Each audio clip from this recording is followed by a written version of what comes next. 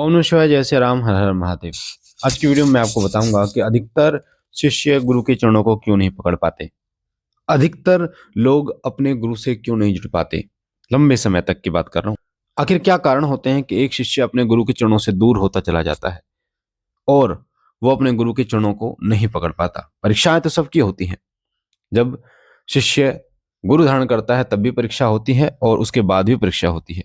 पर आज मैं उन कारणों के बारे में बात करूंगा जो बहुत डीप और बहुत गूढ़ जानकारी आपको बताऊंगा। क्योंकि मैं एक छोटा सा एग्जांपल आपको बताता हूं। दाद गुरु मच्छिंद्र नाथ जी महाराज के 360 शिष्य थे। आप 360 शिष्यों में से कितने शिष्य हैं जिनका नाम आप सुनते हो? मुख्यतः आप बाबा गुरु कृष्णा जी महाराज का नाम सुनते हो, और बाकी अगर कुछ और शिष्य हैं उनके जिनका आप नाम सुनते होंगे तो मुझे पता नहीं।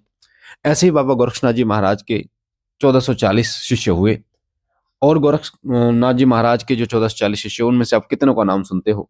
बाबा जहारवीर गोगा जी महाराज, ओगड़नाथ जी महाराज और अन्य कोई। पर क्या सभी का नाम सुनते हो?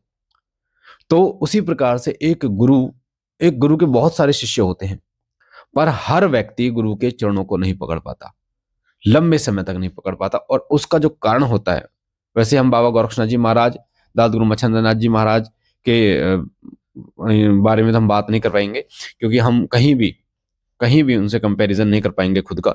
हम तो उनके चरणों की धूल का भी कंपैरिजन खुद से नहीं कर पाएंगे। पर हम एक एग्जाम्पल के तौर पर समझते हैं कि अधिकतर शिष्य गुरु से दूर क्यों हो जाते हैं। ध्यान से सुन इस बात को। देखो, गुरु जो है ना, गुरु जो है उनका स्थान आपके इष्ट से भी ऊपर बताया गया, भगवान से भी ऊपर गुरु का स्थान बताया गया है। प्रभु खुद इस बात को बोलते हैं, भगवान, कि गुरु का स्थान जो है वो सर्वस्व है। और जब आप गुरु धारण करते हैं, शुरुआत में आप जिस व्यक्ति को गुरु धारण करना चाहते हैं, आपके मन में पूर्ण भाव, पूर्ण प्रेम होता है उनके प्रति, और सिर्फ आपका एक लक्ष्य होता है कि ये जो गुरु है ना हमारे, मैं इनको गुरु बनाना चाहता हूँ। चाहे आपने यूट्यूब पर देखा हो, चाहे आपने कहीं भी देखा हो, पर आपके मन में ये होता है कि मुझे इनको गुरु बनाना है। पर जब वो व्यक्ति आपका गुरु बन जाता है, आपको गुरु दीक्षा मिल जाती है, तो आप उनके और करीब चले जाते हैं। आपका लक्ष्य पूरा हो जाता है।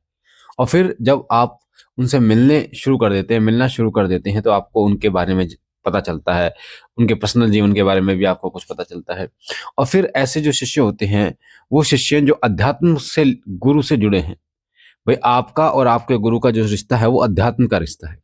पर ऐसे शिष्य फिर क्या होता है, धीरे धीरे अपने आध्यात्मिक रिश्ते को ना समझकर गुरु की, या तो जो उनकी रहन सहन है, उनकी पर्सनल लाइफ में एंट्री करना शुरू कर देते हैं, उनके अवगुणों को देखना शुरू कर देते हैं। देखो, गुण अवगुण सभी में होते हैं। कोई भी व्यक्ति पूर्ण नहीं है। अगर हम ये कह दें कि कोई व्यक्ति जो है वो पूर्ण है, उसके अंदर पूर्ण गुण है, तो ऐसा कभी नहीं हो सकता। पर आप फिर अपने गुरु के अंदर अवगुण देखना शुरू कर देते हैं, क्योंकि आप गुरु को गुरु नहीं मानते। गुरु को एक सामान्य व्यक्ति मानते हैं। गुरु को आप इंसान मानते हैं। आपने गुरु एक व्यक्ति को बनाया है, आप ये अपने हृदय के अंदर रखना शुरू कर देते हैं, क्योंकि इंसान के अंदर तो अवगुण होते ही होते हैं। पर जब आप ऐसा सोचना शुरू कर देते हैं, उसके बाद आप अपने गुरुओं से दूर होना शुरू हो जाते हैं, क्योंकि आपका दिमाग फिर अध्यात्म में नहीं चलता। फिर आपका दिमाग इन चीजों को भी ध्यान देता है कि गुरु क्या करते हैं, क्या नहीं करते हैं, कितना कमाते हैं, क्या खाते हैं, कैसी उनकी लाइफस्टाइल है, उनका परिवार कैसा है। इन सब चीज़ों में आपका दिमाग लगना शुरू हो जाता है। जबकि सच्चाई ये थी कि आपका आपके गुरु से रिलेशन अध्यात्म का था।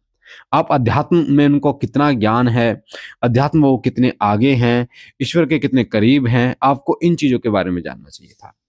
आपको आपको कौन सी साधनाएं सीखनी है गुरु जी से, कौन सा ज्ञान लेना है, कौन से प्रश्न आपको अपने गुरु भगवान से पूछने हैं, आपको इन चीजों पे ध्यान देना चाहिए था। पर फिर आप क्या करते हो, गुरु को एक आम इंसान समझना शुरू कर देते हो, और फिर आपकी दूरियां बढ़ना शुरू हो जाती हैं। क्योंकि जो रिस्पेक्ट, जो सम्मान आपके हृदय में उस समय था जब आपने गुरु धारण नहीं किया था, वो सब मिट्टी में मिल जाता है। फिर आप उनको ऐसे हल्के में लेना शुरू कर देते हैं, जबकि सच्चाई ये नहीं है।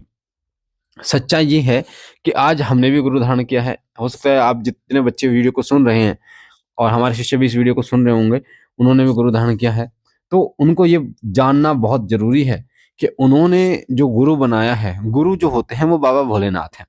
गुरुओं में गुरु बाबा भोलेनाथ हैं। और बाबा भोलेनाथ, क्योंकि जब आप गुरु को बाबा भोलेनाथ देखना शुरू करते हैं ना, गुरु में जब आप भगवान शिव को देखना शुरू करते हैं, तब आप अध्यात्म मार्ग से जुड़ पाते हैं। तब आप हृदय के साथ अपने गुरु की सेवा कर पाते हैं। क्यों? क्योंकि उस समय, क्योंकि भगवान में कमियां नहीं होती कभी भी, आप भगवान में कमियां नहीं निकाल सकते, पर हाँ इंसान में कमियां निकाल देते हो। इसीलिए लोग अपने गुरु के चरणों से दूर होते चले जाते हैं और कई बार वो अलग अलग जगह से ठोकर खाकर फिर गुरु की शरण में आते हैं, माफी मांगते हैं, गुरु जी मुझे माफ कर दीजिए, ये वो जो भी है, या कई बार वो भटक कर अन्य लोगों के पास चले जाते हैं जी हमें गुरु धारण करने। तो ये चीजें होती हैं जो एक व्यक्ति को गुरु के चरणों से दूर करती हैं। दूसरी बात यह है कि जो शिष्य हैं जो गुरु धारण करते हैं उनकी महत्वाकांक्षा अलग अलग होती है गुरु धारण करने के लिए। जब वो गुरु धारण करने के लिए जाते हैं तो उनके हृदय में, उनके मुख पर कुछ और होता है पर उनके हृदय में कुछ और होता है। उनके मुख से अगर आप उनसे पूछो कि आप क्यों गुरु धारण करना चाहते हैं तो वो एक शब्द बोलते हैं, क्योंकि उनको अभी गुरु धारण दीक्षा मिली नहीं ना, तो वो एक शब्द बोलते हैं कि गुरुजी हम भक्ति पाना चाहते हैं, हम अपने इष्ट के और करीब जाना चाहते हैं, पूजा भक्ति लोक कल्याण के लिए कुछ करना चाहते हैं। पर जब गुरु दीक्षा मिल जाती है तब उनके ऐसे ऐसे प्रश्न सामने आते हैं कि गुरुजी हमारे घर में लड़ाई हो रही है, गुरुजी मेरे शरीर में जो है ना तबीयत खराब हो रही है, मेरे को बुखार हो रहा है, ठीक है, इस प्रकार के, या मेरे पे कर्ज चढ़ रहा है, इस प्रकार के। तो भैया आप गुरु से जुड़े, गुरु से अध्यात्म के लिए जुड़े हो आप, ना कि इन चीजों के लिए कि गुरु आपकी तबीयत को ठीक करेगा, गुरु आपके कर्जे को उतारेगा, इस चीज के लिए नहीं जुड़े। तो इस चीज को लोग समझ ही नहीं पाते और मैक्सिमम लोग जो है वो अपने स्वार्थ के लिए गुरु से जुड़ते हैं और फिर बाद में जो है वो पछताते हैं बहुत ज्यादा, बाद में वो बहुत ज्यादा पछताते हैं इस चीज को लेकर।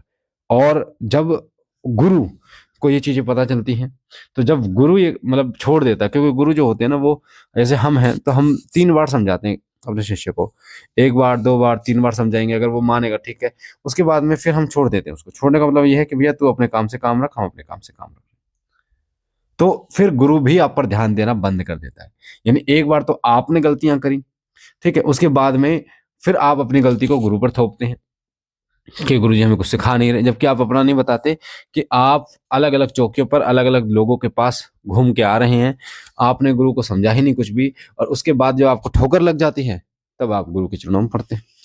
तो फिर जब उस समय भी, फिर जब आप गुरु को इंसान समझ रहे हैं, फिर गुरु भी आपको इंसान की तरह व्यवहार करता है कि भैया जब तुम पहले ही गलती करके आ रहे हो तो कहाँ तक समझाए। तो इसलिए लोग गुरु के चरणों से दूर होते चले जाते हैं।